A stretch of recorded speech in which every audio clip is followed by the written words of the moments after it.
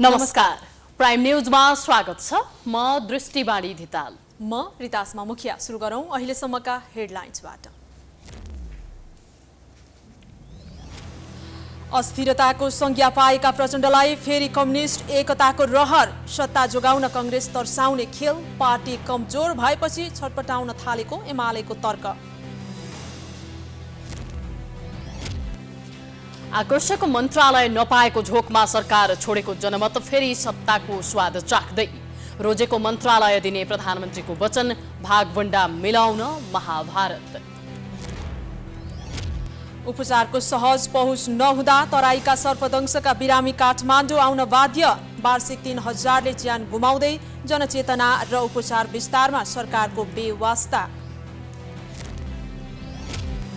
भारतको गुजरातमा अविरल वर्षापछिको बाढीमा परि 12 जनाको मृत्यु। नदीहरू खतराको तहभन्दा माथि बग्दा स्थानीयमा त्रास। नैनीताल क्षेत्र उच्च जोखिममा। र विश्वकप फुटबलको छनौट खेल्ने प्रारम्भिक 30 सदस्यीय टोलीको घोषणा। डेब्यू गर्न बाँकी रहेका 12 खेलाडी समावेश। आगामी अक्टोबरमा प्रतिस्पर्धा।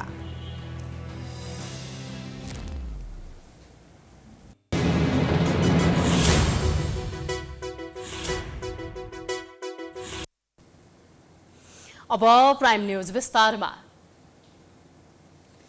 देशका ठूला दुई पार्टी नेपाली कांग्रेस र नेकपा एमालेलाई दबावमा राखेर सत्ताको नेतृत्व हत्याउन सफल प्रधानमन्त्री पुष्पकमल दाहालमा शक्ति आर्जनको भोक अझै टरेको छैन। हालै साना कम्युनिस्टलाई एकीकृत गरेर समाजवादी मोर्चा गठन गरेका उनले फेरि नेकपा बेउत्याउने अभिव्यक्ति दिएका छन्। उनको यो भनाइलाई कतिपयले कांग्रेस तर्साउने रणनीतिको रूपमा बुझेका छन्। प्रधानमन्त्री पुष्पकमल दाहाललाई नेपालको राजनीतिको अस्थिर पात्रको रूपमा चित्रण गरिन्छ। उनको राजनीतिक यात्रा पनि यस्तै अस्थिर नै छ। माओवादी आन्दोलनका नेताहरूलाई तित्तर बित्तर पारेर नेकपा एमालेसँग एकता गरेका उनले त्यो एकतालाई जोगाउन सकेनन्। लगत्तै कांग्रेससँग गठबन्धन गरेर एमालेलाई सत्ता बाहिर पुर्याएका उनले गत मङ्सिरमा सम्पन्न निर्वाचनपछि पुनः एमालेकै साथमा प्रधानमन्त्री बने। प्रधानमन्त्री बनेको 2 महिना नपुग्दै उनै प्रचण्ड एमालेलाई लत्याउँदै कांग्रेससँगै सहकार्य गर्न पुगे। यतिमा मात्र प्रचण्डको यात्रा रोकिएन। कांग्रेससँग गठबन्धन गर्दा गर्दै उनले गठबन्धन भित्रै मिनी गठबन्धनको रूपमा समाजवादी मोर्चा बनाए। समाजवादी मोर्चा बनाएपछि कांग्रेसको हप्की दप्की खाएका उनले फेरि कांग्रेसलाई तर्साउन नेकपा एकताको कार्ड फालेका छन्। तर्साउन र राज गर्न खप्पिस प्रचण्डले आइतबार एक कार्यक्रममा माधव नेपाललाई नै साक्षी राखेर नेकपा एकताको दिशामा कम्युनिस्ट पार्टीहरू लाग्नुपर्ने बताए। कमरेड माधव कुमार नेपाल म लगायत कमरेड विप्लव र कमरेड उपेन्द्र यादव समेतले फेरि एकचोटि समाजवादी मोर्चा बनाएर वामपन्थीहरूलाई एकताबद्ध गर्ने पहल सुरु गरेका छौं। र त्यति बेला हामीले माधवजीले पनि मैले पनि के भनेका छौं भने फेरि नेकपातिरै फर्किनु पर्दछ, फेरि पार्टीलाई एकताबद्ध गर्नुपर्छ भन्ने कुरा पनि हामीले भनेका छौं। नयाँ राजनीतिक दलहरूको उदय, आफ्नो पार्टीको क्षयीकरण र निर्वाचन अघि गठबन्धन नगर्न नेपाली कांग्रेसका संस्थापन इतर समूहको दबावका कारण समाजवादी मोर्चा बनाएपछि पनि निर्वाचनमा प्रतिस्पर्धा गर्न सक्ने शक्ति आर्जन नभएको प्रचण्डको बुझाइ छ। यस्तै अवस्था छ एकीकृत समाजवादीका अध्यक्ष माधव कुमार नेपालको पनि। फलत उनी पनि समाजवादी मोर्चाको फेरो समाउँदै कम्युनिस्ट एकताको नाममा एमाले सहितको बृहत वाम एकताको पक्षमा उभिएका छन्। जनतालाई वास्तवमा सबै हिसाबले समानताको हिसाबले अनि अवसरको हिसाबले र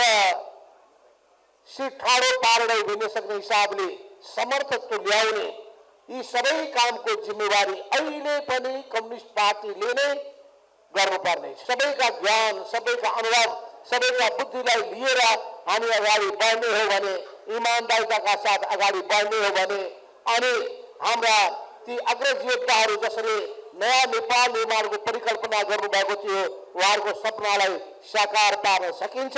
नेकपा एकताबारे प्रचण्डको धारणामा एमाले भने विश्वस्त हुन सकेको छैन। प्रचण्डबाट पटक पटक धोका भएको भन्दै एमाले कुनै दलसँग एकता वा गठबन्धन नगरी आगामी निर्वाचनमा बहुमत ल्याउने दावी गर्दै आएको छ। साथै नेकपा एकताबारे प्रचण्डको अभिव्यक्ति कांग्रेसलाई तर्साउने अस्त्र मात्र हुन सक्ने तर्फ पनि एमाले सचेत देखिन्छ। एमाले नेता रघुजी पन्त भने प्रचण्ड र माधवले आफ्ना पार्टीका नेताहरू एमालेमा आउन थालेपछि नेकपा एकताको फन्डा गरेको दावी गर्छन्। पार्टीका एकीकरणहरूको सम्भावना पनि खुला रहन्छ, रहँदैन भन्ने कुराहरू होइन। जस्तो समाजवादीमा गएका थुप्रै साथीहरू फर्केर आइराख्नु भएको छ होइन, जिल्ला जिल्लाबाट आउने क्रम चलेको छ। माओवादीभित्रबाट पनि थुप्रै मान्छेहरू एमालेमा आइराख्नु भएको छ। उहाँहरूले त्यो दुवैले आफ्नो पार्टीमा चाहिँ एमालेमा कार्यकर्ताहरू गइरहेको देखेर त्यो हामी नेकपा बनाउँछौँ भनेर त्यो रोक्नको लागि पनि भन्नुभएको हुनसक्छ। त्यसले उहाँले भन्नुको तात्पर्य त उहाँहरूले बुझ्नु होला, तर म अहिले तत्काल त्यस्तो सम्भावना चाहिँ देख्दिनँ। हुन त मुखले बहुमतको धाक लगाए पनि नयाँ नयाँ दलहरूको उदयले एमालेको मनमा पनि ढ्याङ्ग्रो ठोकेकै छ। साथै वर्तमान सत्ता गठबन्धनका कारण केन्द्रदेखि साथै प्रदेशमा प्रतिपक्षमा सीमित हुनु परेको पीडा पनि एमालेमा ताजै छ। फलत नेकपा एकताको नाममा वर्तमान गठबन्धन तोडिन्छ भन्ने एमाले अध्यक्ष ओली त्यसका लागि तयार हुने देखिन्छन्। शक्ति आर्जनका लागि विगत भुलेर लपक्कै हुन तयार हुने ओली प्रचण्ड विगतको तिक्तता भुल्दै पुनः सहकार्यको दिशामा अघि नबढ्लान् भन्न सकिँदैन। व्यवस्थापिका संसद कानून तथा नीति निर्माण गर्ने र जनताका जल्दा बल्दा समस्या समाधान गर्ने थलो हो, तर संसद कानून निर्माण भन्दा पनि सत्ताको जोड घटाउमा रुमल्लिने गरेको छ, जसका कारण प्रतिनिधि सभाका 10 र 2वटा संयुक्त समिति नेतृत्वविहीन छ। प्रमुख प्रतिपक्षी दल एमाले भने समितिको सभापति चयन प्रक्रियामा सत्ता पक्षले ढिलाइ गरेको कारण संसदीय गतिविधिमा असर परेको दोषारोपण गरेको छ। संसदले वैशाख 15 गते संसदीय समितिको गठन गरेको थियो, तर अझैसम्म पनि समितिले नेतृत्व पाउन सकेको छैन। समितिको सभापति चयन नभएका कारण अधिकांश समितिको बैठक बसेका छैनन्।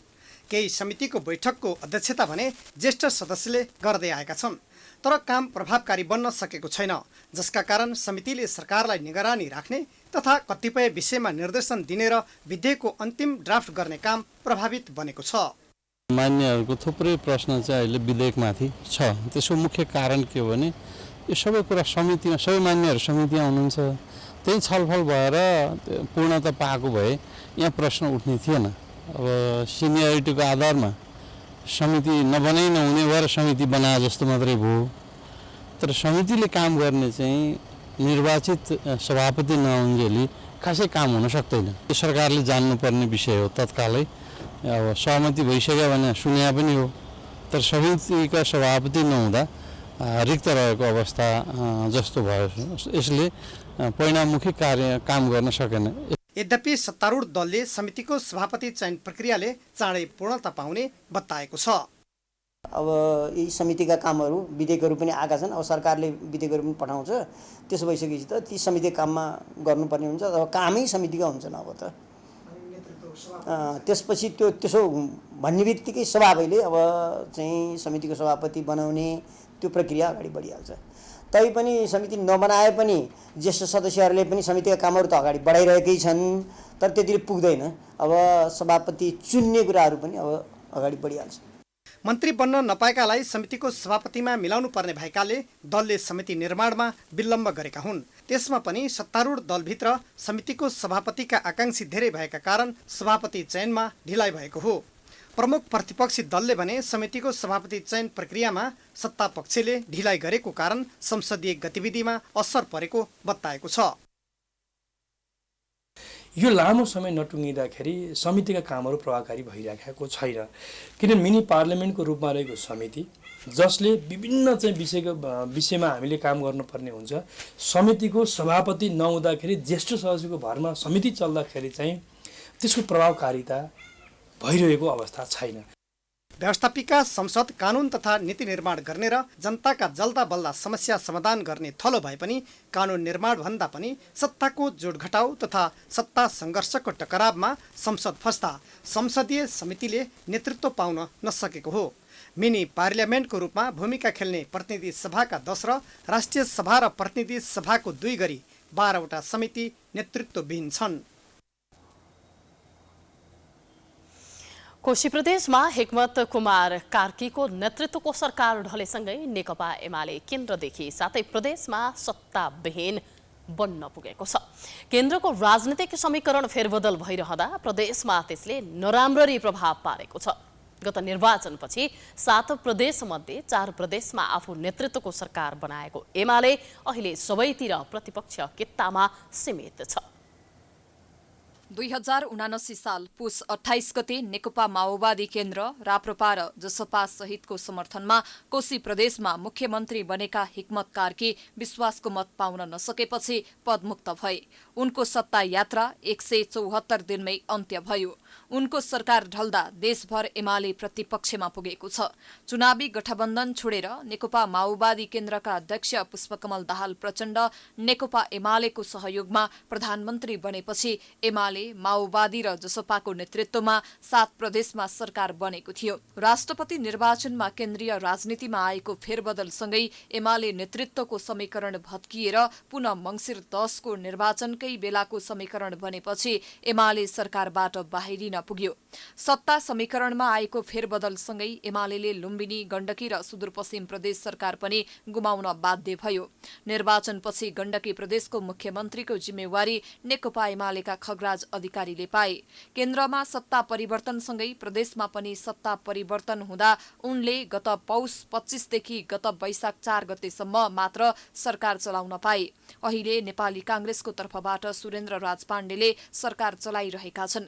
लुम्बिनीमा एमालेका तर्फबाट मुख्यमन्त्री बनेका लीला गिरी नेतृत्वको सरकार केही महिना मात्रै टिक्यो। अहिले त्यहाँ नेपाली कांग्रेसका डिल्ली बहादुर चौधरीको नेतृत्वमा सरकार बनेको छ। यस्तै गत निर्वाचनपछि सुदूरपश्चिम प्रदेशको मुख्यमन्त्री नियुक्त भएका एमालेका राजेन्द्र सिंह राउल केन्द्रमा सत्ता समीकरण फेरबदलसँगै पदबाट हात धुनु पर्यो। राउल नेतृत्वको सरकार परिवर्तन भएपछि कमल बहादुर शाहले प्रदेश सरकारको नेतृत्व गरिरहेका छन्। संसदीय व्यवस्थामा सरकार परिवर्तन हुनुलाई स्वाभाविक मानिन्छ, तर केन्द्र सरकारको राजनीतिक समीकरणको प्रभावले प्रदेश सरकारहरू पनि प्रभावित बन्ने गरेका छन्। दोष कसको हो? व्यक्तिको दोष हो र व्यक्ति भनेको खास राजनीतिक दलमा आबद्ध व्यक्तिहरू जुन हामीहरू नेपालमा ज्यादै हामी स्वार्थी छौँ, ज्यादै संकीर्ण छौँ, सबै थोक आफू मात्र केन्द्रित गर्छौँ। हामीले अरूदेखि बाहेक अरूसँग सहकार्य गर्न हामीलाई गाह्रो छ, कठिनाइ छ। त्यसकारणले यो दोष भनेको संघीयताको अथवा शासन प्रणालीको भन्दा पनि राजनीतिमा लागेका व्यक्तिहरूको कमी कमजोरीको कारणले यस्तो भइरहेको।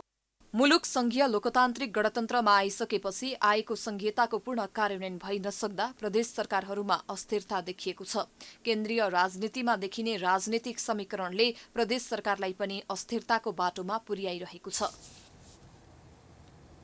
मधेसमा उदयमान पार्टीको रूपमा स्थापित जनमत पार्टी पुनः सरकारमा सामेल हुने भएको छ।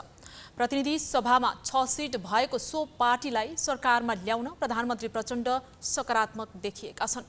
यसबारेमा सत्ता गठबन्धनमा छलफल समेत भएको छ। जनमत पार्टी पनि सरकारमा जान तयार गरिरहेको छ। आफूले माग्दै आएको उद्योग वाणिज्य तथा आपूर्ति मन्त्रालय नपाएको भन्दै खानेपानी तथा सरसफाई मन्त्री तथा जनमत पार्टीका वरिष्ठ उपाध्यक्ष अब्दुल खानले चैत्र 27 गते पदबाट राजीनामा दिएका थिए। तर सो पार्टीले सरकारलाई दिएको समर्थन फिर्ता लिएको छैन। फेरि जनमतलाई सरकारमा ल्याउन गृह कार्य भइरहेको छ। सत्ताको प्रमुख घटक कांग्रेससँग समन्वय गरेर सो पार्टीलाई मागेको मन्त्रालय दिन प्रधानमन्त्री प्रचण्ड राजी भएका छन्। यसका लागि उनले आफ्नो भागमा परेको पर्यटन तथा कांग्रेसको भागमा परेको उद्योग वा शहरी विकास मन्त्रालय मध्ये एक जनमतलाई दिने तयारी प्रचण्डले गरेका छन्। आफ्नो पार्टीलाई सरकारमा लान प्रधानमन्त्री सकारात्मक रहेको जनमत पार्टीका वरिष्ठ उपाध्यक्ष अब्दुल खानले बताए।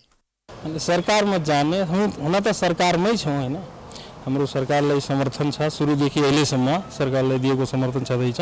संवाद सहकार्यहरू आपसी तालमेलका कुराहरू सबै एकदम पोजिटिभ तरिकाले अगाडि बढिरहेको छ। हाम्रो सम्माननीय प्रधानमन्त्रीज्यूलाई हाम्रो अध्यक्षज्यूले आज बिहानै भेट्नुभयो। भेटेपछि सकारात्मक चाहिँ कुराहरू भयो। सरकारमै जनमत पार्टी हुनुपर्छ, जनमत पार्टीले हामी बाहिर जान दिन्नौँ भने प्रधानमन्त्रीले भन्नुभयो। प्रतिनिधि सभामा 6 सिट भएको सो पार्टीलाई सरकारमा ल्याउन प्रधानमन्त्री प्रचण्ड सकारात्मक देखिएका छन्। यसका लागि उनले सत्ता गठबन्धनभित्र छलफल गरिसकेको र केही दिनभित्रै जनमत पार्टी चाहेको मन्त्रालय सहित सरकारमा सामेल हुने तयारीमा छ। सरकार सञ्चालनका लागि बहुमत पुर्याउन 138 सिट अनिवार्य छ। तर बजेट पारित गर्दा 147 सदस्यको मात्र हस्ताक्षर भएपछि झस्किएका प्रचण्डले प्रतिनिधि सभामा 6 सिट रहेको जनमत पार्टीलाई जसरी नै सरकारमा सामेल गर्न चाहेका छन्। यसका लागि उनले आफ्नो वा सत्ता साझेदार काङ्ग्रेसको भागमा परेको मन्त्रालय जनमतलाई दिएर भए पनि सत्तालाई मजबुत बनाउने प्रचण्डको चाहना छ। यो चाहना पूरा गर्न सत्ता साझेदार काङ्ग्रेसको भूमिका निर्णायक हुनेछ। बर्खायाममा सर्पदंशको जोखिम बढी हुन्छ। यो सिजनमा प्रत्येक वर्ष सर्पको टोकाइकै कारण धेरैजनाले ज्यान गुमाउने गरेका छन्। सर्पले टोकिहाले के गर्ने भन्नेमा सर्वसाधारण जानकार भएको पाइँदैन। सर्पले टोकेपछि के कस्ता सतर्कता अपनाउनु पर्छ त? वर्षायाममा सर्पदंशको घटना निकै बढ्छ। सर्पले टोकेपछि समयमै अस्पताल पुर्याउन नसक्दा वर्षौनी धेरैको मृत्यु हुने गरेको छ। सर्पले टोकेको उपचार सबै ठाउँमा नहुनु र यातायातको सुविधा नहुनु जस्ता समस्याले पनि बिरामीको मृत्यु हुने गर्छ। अर्कोतिर सर्पको टोकाई पश्चात अन्धविश्वासको पछाडि लागेर पनि कतिपयले ज्यान जोखिममा पारिरहेका हुन्छन्। प्रत्येक वर्ष जस्तै यस वर्ष पनि विभिन्न जिल्लाहरूमा सर्पदंशका बिरामीहरू बढ्न थालेका छन्। सर्पले टोकेर उपचारका लागि शुक्रराज ट्रपिकल तथा सरुवारोग अस्पतालमा आउनेको संख्या निकै बढेको छ। म बिहान बाख्रा भैँसीलाई घाँस काट्न गएको 7:30 बजे घाँस काट्ने सिलसिलामा चिरिक्क गरेर यहीँ नै टोक्यो, यहीँ हो, तर धेरै चाहिँ सुन्नेको छैन मलाई होइन। अनि यसो हेरेको एउटा यत्रो सानो छोटो यो उन्लोभन्दा अलिक ठुलो आँधो रहेछ। अनि दोलखादेखि अनि उता दोलखातिर दबाई पाइँदैन। अनि यहाँ आएको बेलुका टोइलेट जानु घर पछाडि अलिकति पछाडि टोइलेट, अनि त्यहाँ टोइलेट गएँ। अनि फर्केर आउँदाखेरि त्यो छेउमा अलिकति घाँस छ, त्यो घाँसबाट निचेर केल टोक्यो भने चिरिक्क पार्यो। अनि अलिक यतापट्टि आइपुगेपछि यसो सर्पै। असार महिना यता अर्थात् असार 1 गतेदेखि 17 गतेसम्मकै अवधिमा सर्पदंशका 131 बिरामी टेकु अस्पतालमा आइपुगेका छन्। तीमध्ये 46 जना त अस्पतालमै भर्ना भएर उपचार गराएका थिए। अहिलेसम्म पनि दैनिक 5 देखि 16 जनासम्म सर्पदंशका बिरामीहरू उपचार गराउन अस्पताल आउने गरेका छन्। हाम्रो अस्पतालमा चाहिँ अहिले सर्पदंशका बिरामी अलि बढेको अवस्था छ। सरसर्ती तथ्याङ्कलाई हेर्दाखेरि दैनिक न्यूनतम 3-4 जनादेखि बढीमा 16 जनासम्म यो असार महिनाको आजसम्मको 17 दिनको तथ्याङ्कलाई हेर्दा देखिन्छ। र 17 दिनको तथ्याङ्कलाई हेर्दाखेरि जम्मा 131 जना सर्पदंशका बिरामीहरू यस अस्पतालमा आइपुग्नु भएको र सेवा लिएर केही फर्किनु भएको, केही उपचाररत हुनुहुन्छ र जसमध्ये पनि फिमेलको सङ्ख्या अलिक बढी देखिन्छ। पहाडी जिल्लाहरूमा भन्दा तराईका जिल्लाहरूमा प्रत्येक वर्ष सर्पकै टोकाइबाट धेरैजनाले ज्यान गुमाउनु परेका उदाहरणहरू प्रशस्तै भेटिन्छन्। तराईका जिल्लाहरूमा बढी विषालु सर्पहरू देखिने हुँदा विशेष गरी बिहान बेलुका हिँडडुल गर्दा र राति घरभित्रै सुतेको अवस्थामा पनि सर्पले टोक्ने गरेको पाइन्छ। अर्कोतिर सर्पले टोकेको उपचार सबै ठाउँमा नहुनु र यातायातको असुविधाले पनि बिरामीको मृत्यु हुने गरेको चिकित्सकको बुझाइ छ। तुरुन्तै विषालु जस्तै कोब्रा अथवा करेटको कुराहरू आउँछ, यो एकदम विषालु सर्पहरू भनिन्छ। त्यस्तोले टोकेको केही मिनेटभित्रमै उपचार जतिसक्दो चाँडो उपचार चाहिने भएको हुनाले र यदि त्यहाँका स्थानीयले कुन अस्पतालमा चाहिँ यसको उपचार हुन्छ भन्ने कुराको सही जानकारी नपाउँदाखेरि त्यही व्यक्ति एउटा अस्पतालबाट अर्को अस्पताल, अर्को स्वास्थ्य केन्द्रबाट अर्को स्वास्थ्य केन्द्रमा त्यो रिफर गर्दाखेरि पनि मृत्यु भएको हाम्रो विगतको अनुभव छ। तराईका क्षेत्रमा गोमन र करेत जस्ता अति विषालु सर्पको बिगबिगी हुने गरेको छ भने पहाडी भेगमा हरेप र गुर्बेल लगायत विषालु सर्पले सर्वसाधारणलाई डस्ने गरेको पाइन्छ। विषालु सर्पले डसेपछि बेलैमा उपचार केन्द्र पुर्याउनु पर्ने चिकित्सकको सुझाव छ। धेरैजसोले यो सर्पदंश भइसकेपछि के गर्ने भनेर थाहा नभएको अवस्था चाहिँ छ। घरेलु उपचारहरू गर्ने त्यो गोबरहरू लगाउने त्यस्तोहरू गर्नुहुन्छ के अरे हातमा बाँधेर आउनुहुन्छ जहाँ टोकेछ त्यहाँ बाँधेर आउनुहुन्छ जुन चाहिँ बिल्कुल गलत प्र्याक्टिस हो भनेर फर्स्ट एड मेजर्स भन्छौँ हामीले है केही बिरामीलाई चाहिँ केले टोकेको भनेर चाहिँ थाहा पाउनु पऱ्यो होइन अनि केही पनि नलगाउने केही पनि त्यो घाउलाई चाहिँ सफा राख्ने अनि त्यसपछि तुरुन्तै अस्पताल आउने। नेपालमा वार्षिक 40,000 जना भन्दा बढी नागरिक सर्पदंशको शिकार हुने गरेको छन्, जसमध्ये 3,000 भन्दा बढीको मृत्यु हुने गरेको तथ्याङ्क छ। यसरी वर्षौनी सर्पदंशको घटनामा वृद्धि भइरहे पनि जोखिमपूर्ण क्षेत्रमा जनचेतना फैल्याउने र उपचारमा सहजीकरण गर्नेतर्फ सरकारको ध्यान गएको पाइँदैन। प्राइम न्यूज अझै जारी छ, हामी ब्रेकपछि आउँछौँ।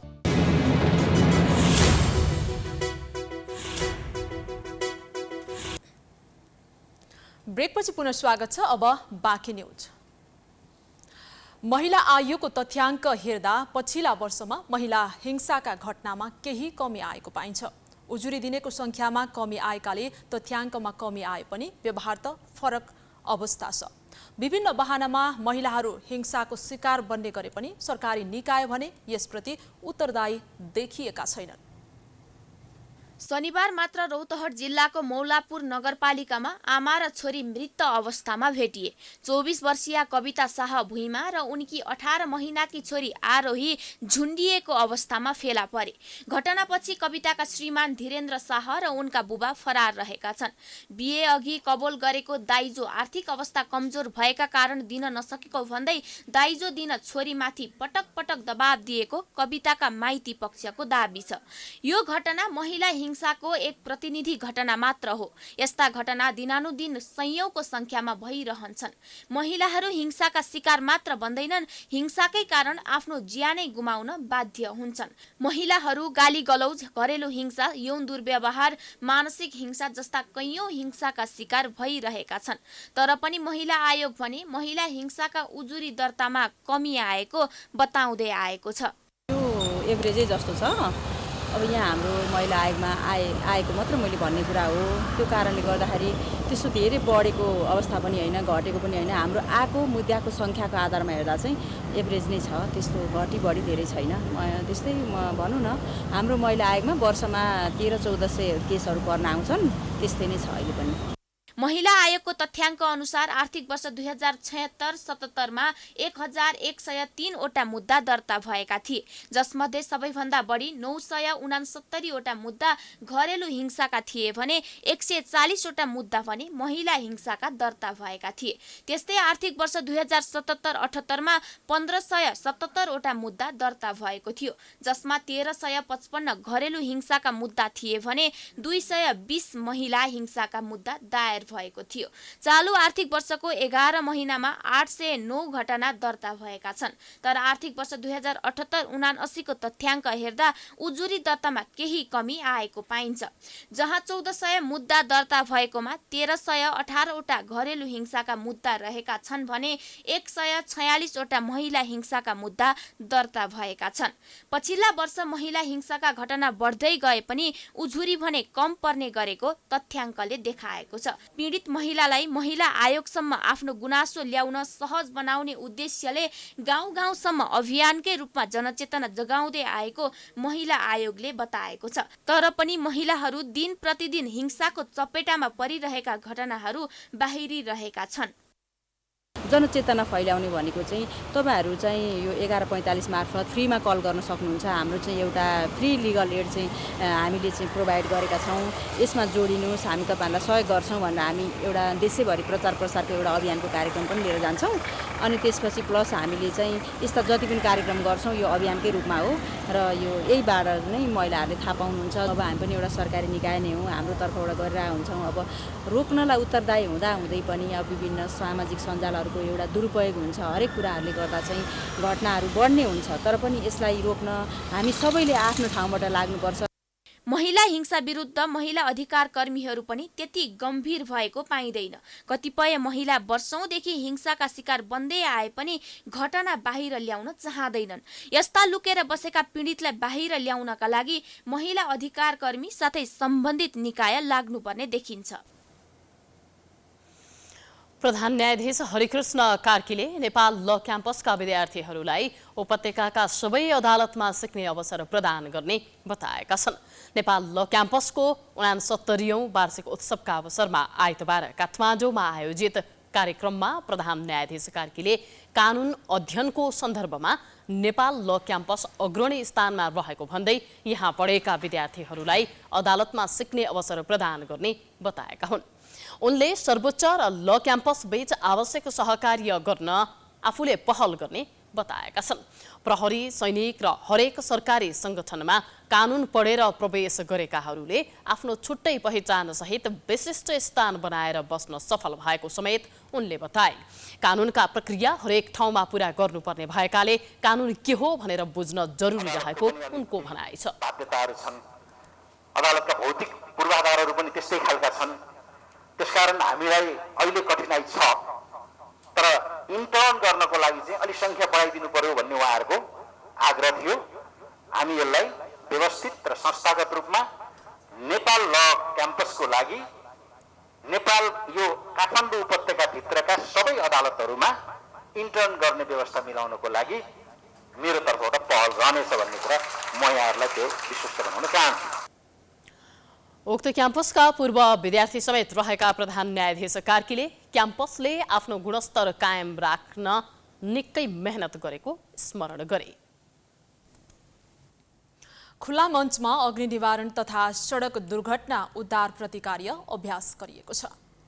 काठमाडौँ महानगरपालिका विपद व्यवस्थापन विभागको आयोजनामा आइतबार खुला मञ्चमा प्रतिकार्य अभ्यासको अन्तिम प्रदर्शन गरिएको हो। सो क्रममा अग्नि निवारण तथा सडक दुर्घटनाका घटनापछिको पूर्व तयारीका बारेमा अभ्यास मार्फत प्रदर्शनी गरिएको थियो। शहरी क्षेत्रमा ग्यास लिकका कारण हुने दुर्घटना, आगलागी नियन्त्रण तथा घाइतेहरूको उद्धार, सवारी दुर्घटनामा परेकाहरूको उद्धार र तीव्र उपचार विधि लगायतका विषयमा महानगरले प्रतिकार्य अभ्यासको प्रदर्शन गरेको थियो। उद्धार प्रतिकार्य अभ्यासमा सेना, प्रहरी, सशस्त्र प्रहरी, रेड क्रस लगायतको पनि सहभागिता रहेको थियो। काठमाडौँ महानगरपालिकाले ललिता निवासको जग्गाभित्र रहेको संरचना हटाउन निर्देशन दिएको छ। आइतबार महानगर प्रहरीको टोली बालुवाटार स्थित ललिता निवासको जग्गामा पुगेर जग्गाभित्र रहेका संरचना हटाउन र थप कुनै पनि संरचना नबनाउन निर्देशन दिएको हो। सार्वजनिक जग्गा संरक्षणको जिम्मेवारी स्थानीय सरकारको भएकाले महानगरको निर्देशन अनुसार जग्गाभित्र रहेका संरचना हटाउन निर्देशन दिएको र अटेर गरे महानगर प्रहरीले हटाउने काठमाडौँ महानगर प्रहरी प्रमुख राजुनाथ पाण्डेले जानकारी दिए। ललिता निवासको जग्गा हिनामिना प्रकरणको अनुसन्धान जारी छ। प्रतिवेदन पेश गर्ने समय पहिल्यै यस प्रकरणमा मुछिएका अन्य हाई प्रोफाइललाई पक्राउ गर्ने तयारीमा प्रहरी केन्द्रित छ। शक्ति र पहुँचमा रहेकालाई अनुसन्धानको दायरामा ल्याउन प्रहरीले के गर्दैछ त? सरकारी कागजको किर्ते कसुरमा ललिता निवास जग्गा हिनामिना प्रकरणको अनुसन्धान भइरहेको छ। निर्वाचन आयोगका पूर्व आयुक्त सुधीर कुमार शाह, भाटपटिनी सुपरमार्केटका सञ्चालक मिनबहादुर गुरुङ, तत्कालीन दिल्ली बजार मालपोत कार्यालयका कर्मचारी गोपाल कार्की र धर्मप्रसाद गौतमलाई हिरासतमा राखेर अनुसन्धान गर्न अदालतले बुधबार 13 असारमा अनुमति दिएको थियो। त्यस्तै पूर्व सहसचिव कलाधर देउजा, पूर्व उपसचिव भूपेन्द्रमणि केसी र सुरेन्द्र कपाली भने तिनैजनालाई हिरासत बाहिरै राखेर अनुसन्धान गर्न अन्तरिम आदेश रहेकाले 12 असारमै छुटेका थिए। 3-4 चरणमा 143 रोपनी सरकारी जमिन हिनामिना भइरहेको यस प्रकरणमा केन्द्रीय अनुसन्धान ब्युरोले सरकारी कागजको किर्ते कसुरमा 25 दिनभित्रमा जिल्ला सरकारी वकिलको कार्यालयमा अनुसन्धान प्रतिवेदन पेश गर्नेछ। तर राज्य संयन्त्रका विभिन्न निकायमा रहेका पदवालाहरूले नै हिनामिना गरेका कारण ललिता निवास जग्गा प्रकरण सङ्गठित अपराधतर्फ मोडिने देखिन्छ।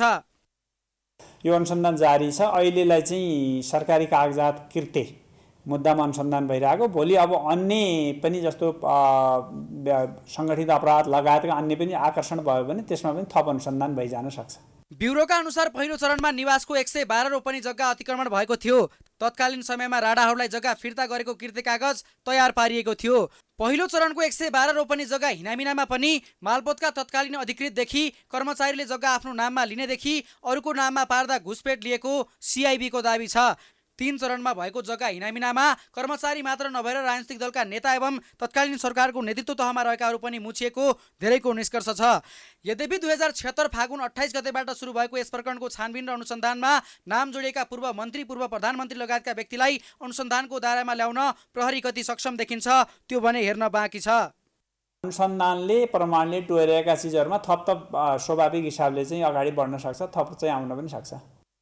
चरणबद्ध रूपमा सरकारी जग्गा हिनामिनामा भूमिका खेल्नेहरू कतिपयले जग्गा आफ्नै नाममा सारेका छन् भने कतिपयले नगद तथा जिन्सी घुस लिएको प्रहरीको दाबी छ। उसो त ठूला भ्रष्टाचार प्रकरणमा चलखेलको प्रयास हुनु नेपालमा पुरानै रोग जस्तै बनेको छ। यस प्रकरणमा मुछेका आरोपितको संरक्षणमा पनि शक्तिमा रहेकाहरूले दबाब बढाएको चर्चा छ। यद्यपि आरोपितलाई संरक्षण गर्नेको मुखमा बुझो लगाउन प्रशस्त प्रमाण सङ्कलन गरेको केन्द्रीय अनुसन्धान ब्युरोको दाबी छ। प्रतिनिधि सभाको आइतबार बसेको बैठकमा मुलुकी संहिता सम्बन्धी ऐनका बारेमा सांसदहरूले आफ्नो मत राखेका छन्। सो क्रममा विपक्षी दलहरूले सरकारले सदनलाई गुमराहमा राखेको आरोप लगाउँदै गर्दा सत्ता पक्षले भने आवश्यक विधेयक समयमै अघि बढाउनु पर्नेमा जोड दिएका छन्। प्रतिनिधि सभाको आइतबारको बैठकमा मुलुकी संहिता सम्बन्धी केही नेपाल ऐनलाई संशोधन गर्ने विधेयक टेबल गरिएको छ। सो विधेयकबारे छलफलमा सहभागी जनाउँदै नेकपा एमालेका प्रमुख सचेतक पदम गिरीले सरकारले संसदलाई गुमराहमा राख्ने गरी विधेयक पास गर्न खोजेको आरोप लगाए। मिटर ब्याज पीडितलाई पनि न्याय दिनका लागि नभई झुक्याउनका लागि विधेयक पास गर्न खोजिएको उनको आरोप थियो। उनले सदनको अधिवेशनको सुरुमै पेश भएको अध्यादेश असार 11 गते राष्ट्रिय सभाबाट हतार हतार पारित गरिएको भन्दै अहिले प्रतिनिधि सभाको छलफलका क्रममा कुनै डकुमेन्ट पनि प्राप्त हुन नसकेको जिकिर गरे। उनले मिटर ब्याजी प्रकरणमा राजनीतिक दलका ठूला नेता र प्रहरीका उच्च अधिकारीहरूको संलग्नता रहेकाले पीडितहरूलाई न्याय हुने गरी कानून बन्नुपर्ने धारणा राखे।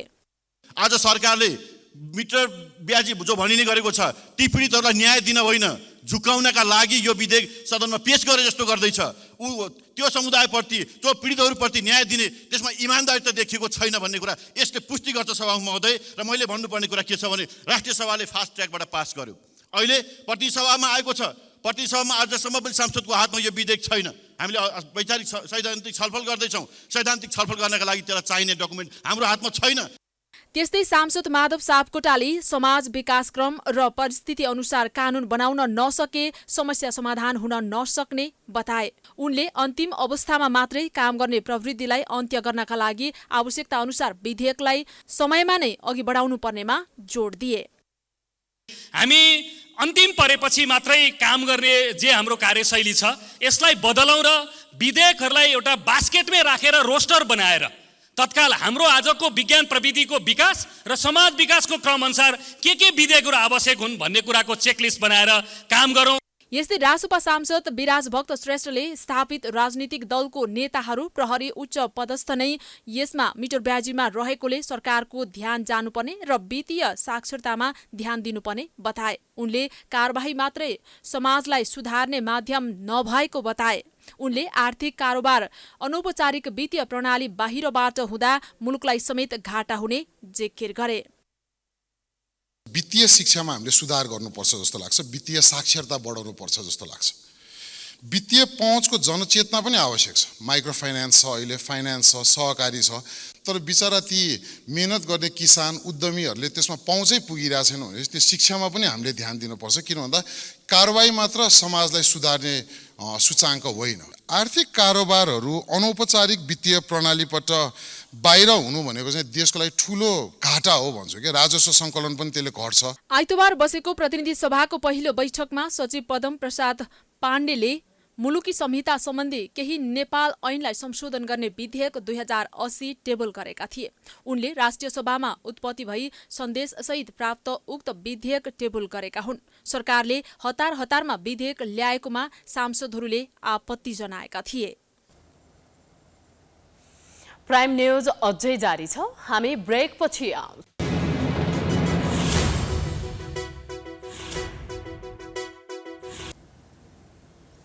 ब्रेकपछि पुनः स्वागत छ। अब आर्थिक न्यूज।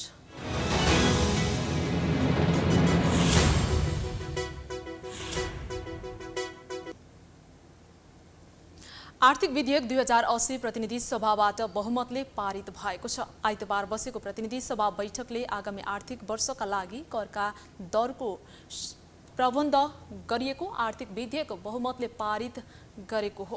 बैठकमा अर्थमन्त्री डाक्टर प्रकाश शरण महतले उक्त विधेयक पारित गरियोस् भनी प्रस्ताव प्रस्तुत गरेका थिए।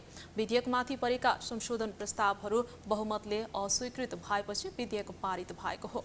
अर्थमन्त्री महतले सुर्तीजन्य पदार्थमा सरकारले आवश्यक कर थप गरेको जानकारी दिए। उनले विपद अथवा भइपरि आउने अवस्थाका लागि विविध शीर्षकमा जहिले पनि केही बजेट राख्ने गरेको बताए।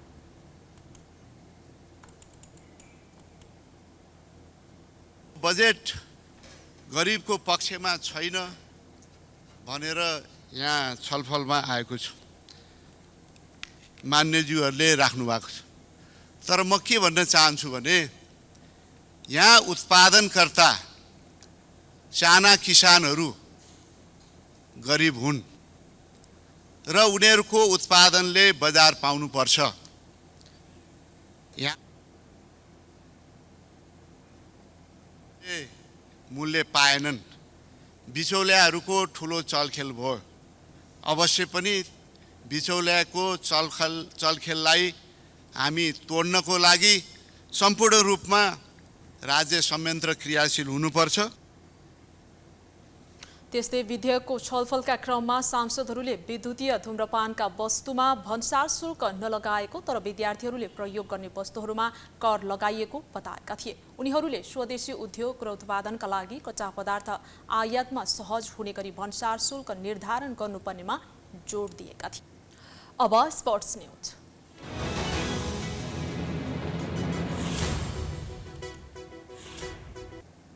अखिल नेपाल फुटबल सङ्घ एन्फाले विश्वकप छनौट खेल्ने प्रारम्भिक टोलीको घोषणा गरेको छ। मुख्य प्रशिक्षक भिसेन्जो अल्बर्टोले फिफा विश्वकप छनौट खेल्ने प्रारम्भिक 30 खेलाडीको नाम घोषणा गरेका हुन्। प्रारम्भिक टोलीको गोलकिपरमा किरण कुमार लिम्बू, अनिस देउजा, दीप कार्की, अभिषेक बराल रहेका छन्। डिफेन्डरमा विमल पाण्डे, सनिस श्रेष्ठ, अनन्त तामाङ, देवेन्द्र तामाङ, आशिष गुरुङ, रोहित चन्द, सीमान्त थापा, अञ्जन महर्जन, छिरिङ लामा र अञ्जन राई छन्। त्यस्तै मिडफिल्डरमा एरिक विष्ट, सुदीप गुरुङ, लोकेश लिम्बू, आभास लामिछाने, उत्सव राई, विशाल तामाङ, विवेक पौडेल र कृतिश रत्न छन्। त्यस्तै फरवार्डमा आयुष घलान, नवयुग श्रेष्ठ, अञ्जन विष्ट, मनिष डाङ्गी, आशिष चौधरी, विमल घरती-मगर, जेलेस्पी जङ्कार्की र दिनेश हेन्जन छन्। प्रशिक्षक अनिसेले डेब्यू गर्न बाँकी रहेका 12 खेलाडी समेतलाई 30 सदस्यीय टोली घोषणा गरेका हुन्। ए डिभिजन लिगमा गरेको प्रदर्शनको आधारमा प्रशिक्षक अनिसेले टोलीमा खेलाडी छनौट गरेका हुन्। 4 खेलाडी पहिलो पटक प्रारम्भिक टोलीमा पर्दा यसअघि अनिसेको रणनीतिक प्रशिक्षणमा सहभागी भएका 6 खेलाडी टोलीमा पुनः आएका छन्। खेलाडीको बन्द प्रशिक्षण अगस्त 1बाट सुरु हुने एन्फाले जनाएको छ। नेपालले सन् 2026 को विश्वकपका लागि आगामी अक्टोबरमा छनौटमा प्रतिस्पर्धा गर्नेछ। अन्तर्राष्ट्रिय स्तरका क्रिकेट प्रतियोगितामा नेपालले निरन्तर सहभागिता जनाइरहेको छ, जसका कारण नेपाल क्रिकेट एसोसिएसन क्यान यति बेला निकै व्यस्त छ। तर यही बेला क्यानको कार्य समितिभित्र भने अशान्ति छ। अध्यक्ष चतुरबहादुर चन्दमाथि विभिन्न आरोप लगाउँदै महाप्रबन्धक वृत्तान्त खनालले राजीनामा दिएका छन्। राजीनामासँगै चन्द्र खनाल गम्भीर आरोप प्रत्यारोपमा उत्रिएका छन्। कुनै बेला नेपाल टी20 लिगका कारण विवादमा परेको नेपाल क्रिकेट एसोसिएसन क्यान सम्हालिएर अगाडि बढ्दा क्रिकेटमा धेरै उपलब्धि हासिल भयो। नेपाल विश्वकप छनौटदेखि एसिया कपसम्म प्रवेश गर्यो। क्यानका अध्यक्ष चतुरबहादुर चन्दले लिगमा भएको कमी कमजोरीका कारण अनेकौं आरोप सहनु पर्यो। तर खेलमा पाएको सफलताले क्यान र चन्दमाथिको आरोप पनि ओझेलमा पर्यो, जसका कारण उनी निकै उत्साहित भए। तर अहिले फेरि विभिन्न आरोप लगाउँदै क्यानको महाप्रबन्धक पदबाट वृत्तान्त खनालले राजीनामा दिएपछि चन्दलाई अप्ठ्यारो परेको छ। राजीनामा दिएका खनालले सामाजिक सञ्जालमा आफ्नो धारणा राख्दै क्यानको कार्यालयमा मदिरा सेवन गरेर अध्यक्ष चन्दले दुर्व्यवहार गरेको आरोप लगाएका थिए। यस विषयमा खनाललाई प्रश्न गर्दा चन्दमाथिको आरोप सत्य भएको जिकिर गरे। म्यानेजमेन्टले सङ्घ चलाउनु पर्ने होइन, म्यानेजमेन्टले अगाडि बढाउनु पर्ने कुरामा छैन। म्यानेजमेन्ट अलिकति फ्री ह्यान्ड चल्न पनि सकेन, अलिकति अभद्र व्यवहार पनि भयो होइन। अब मैले लेख्ने कुराहरू सामाजिक सञ्जालमा लेखेको छु होइन, म मेरो शब्दको साक्षी नै छु होइन। मेरो शब्दहरू जे लेखेको छु सोचेर जोखेर त्यसलाई लेखेको छु, त्यसको साक्षी नै बस्छु। अध्यक्ष चन्दले क्यानको कार्य समितिलाई बेवास्ता गरेर एकलौटी निर्णय गर्ने गरेको खनाल बताउँछन्। उता चन्दले भने यस आरोपको खण्डन गर्दै काम गर्न नसकेपछि राजीनामा दिएको प्रतिक्रिया दिएका छन्। वार्षिक 50 करोड ल्याउँछु भनेर खनालले 5 लाख पनि ल्याउन नसकेको चन्दको आरोप छ।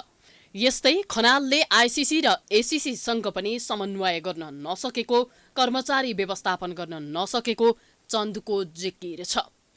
आफू नेपाली क्रिकेट क्षेत्रको विकासका लागि प्रतिबद्ध भएर काम गरिरहेको चन्दले बताउने गरेका छन्, तर गलत गर्ने छुट कसैलाई नभएको उनको भनाइ छ।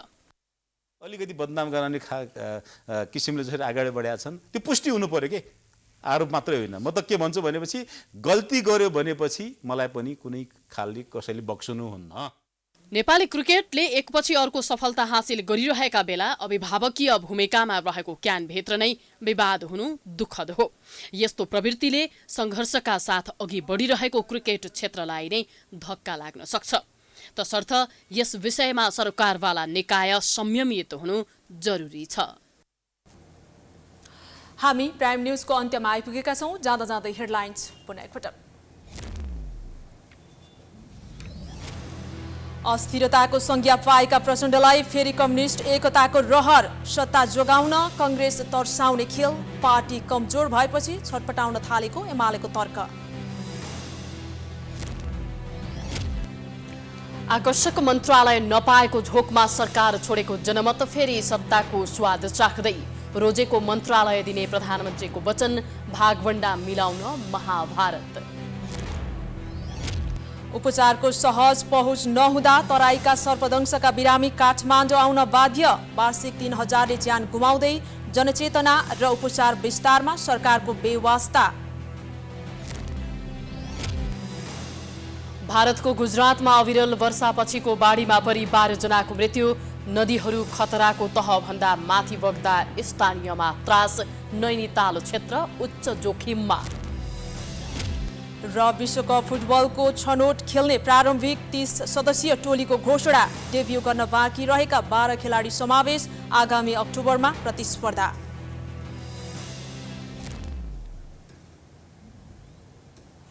प्राइम न्यूज अहिलेलाई सकियो। यसपछिको कार्यक्रम जनता जान्न चाहन्छन् ऋषि धमलाको साथमा हेर्दै गर्नुहोला प्राइम टेलिभिजन। नमस्कार।